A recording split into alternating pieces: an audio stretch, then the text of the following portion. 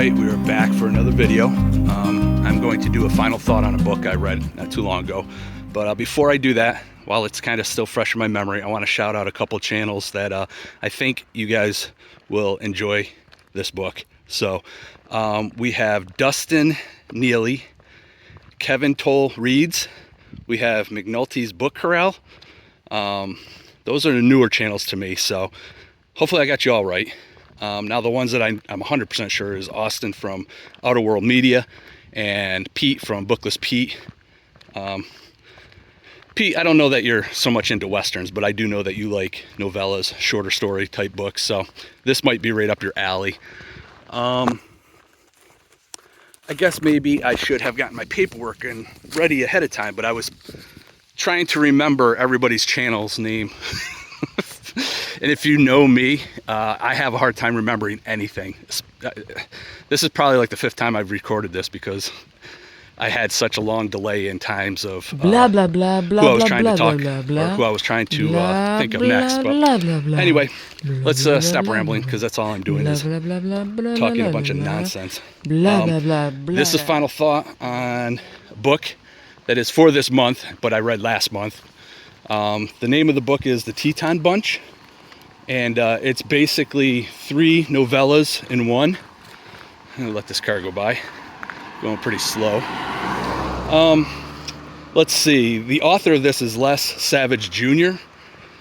This was released in 2019, and it was 199 pages. Like I said, it's 3 novellas in one. It was released in 2019, but these stories are much older. I'm just gonna give the titles of them and maybe just a little blurb on each one. Sorry, I hear the car coming and it's throwing me off. I think there's one coming ahead of me, but I don't know. Anyway, let's see. So the first book is called The Town of 20 Triggers. This was written originally in 1943, and this was 52 pages. And this one is basically, there's a guy named the Joker. We know him as the Joker. And then his partner, Emmett Pierce. And basically, it's Joker is a poker player with some slick hands, if you know what I'm saying. And they've partnered up.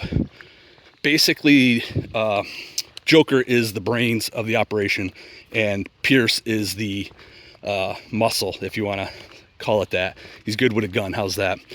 So the plan is, this isn't giving too much away, but they're going to team up and they're going to try and take down a town, basically by him playing poker. And the plan is to beat these people so that he can start taking over stuff that they own.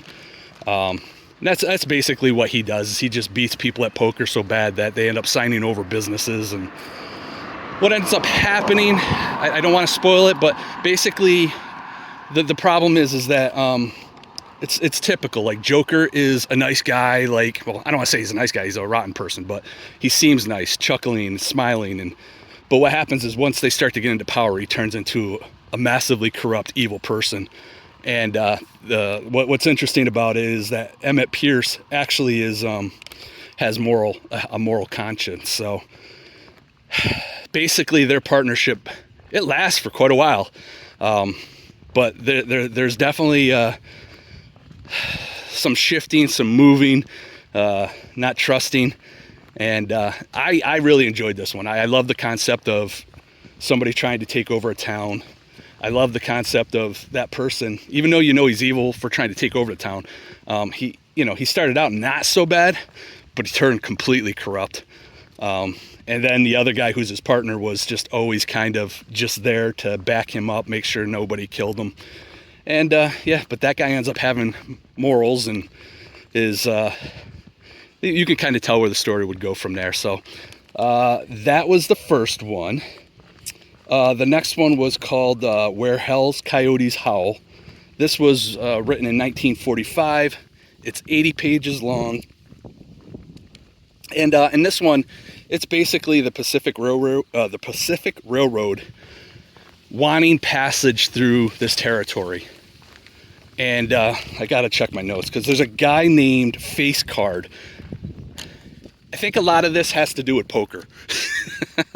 This guy is, I believe, if I remember correctly, also a poker player, and quite corrupt in the town that he was in. He was actually kind of almost like a mobster back in the Western times.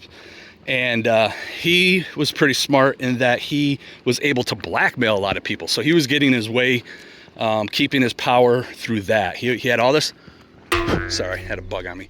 He had all this knowledge that he could release if nobody would want to cooperate with him. He ends up dead.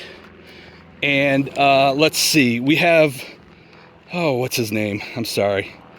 Lawrence. Oh, no. Lamar. No, wait. Laramie Drake. Sorry. Oh, boy. Maybe I should write neater. He's his partner. But what's interesting is he ends his partnership like a week before he ends up... hold on. He ends his partnership with Face Card just because he is so corrupt. He wants nothing to do with them. And this story basically is of... Face Card being murdered. The person who did it is stealing the information that could basically destroy everybody in town. And they're under the assumption that a certain somebody owns the property, and they're after that person. And it happens to be like the love interest of Drake. Oof. Well, this is a mess. Yeah, I'm butchering this one. This was my least favorite of the two, but basically it's a story of the people who want the property so that they can sell it to the railroad, but they're going after the wrong person. The problem is the person they're going after is being protected by Drake. And that's the story here. You can kind of tell where that's probably going to go as well.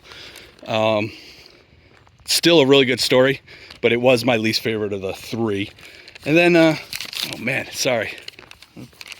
Walked into like a spider web or something.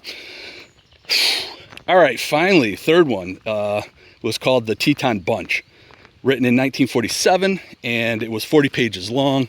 And in this one, it's basically a group of people, bandits. They stole 630 gold double eagle coins, and the main character in this gets caught. He's the one that had the coins originally, but he gets caught, and he ends up doing his time. They never find the money, but what we find out is that he gets done doing his time, and he basically wants to just live a normal life. And that doesn't happen because he gets sucked back into this. One of the people that was held up for these coins was murdered. They think it was him. There's a whole story there. But yeah, he gets sucked back into this because some of the group comes back and wants the money, and they think he has it, including the law. The law thinks he has it as well. And this one was good, man. This one was real good. I think the first and the third one were probably just about as good as... I don't know that one was better than the other, but I know there for a while I was kind of anti-short story novella stuff, but this put me right back on track, man. This was real good. What I will say is I'm actually going to look up some more Les Savage Jr. I really like the way he wrote. That's kind of why I included the group of people that I included, because we're all like kind of Louis L'Amour, or Louis L'Amour, like some of us like to call him.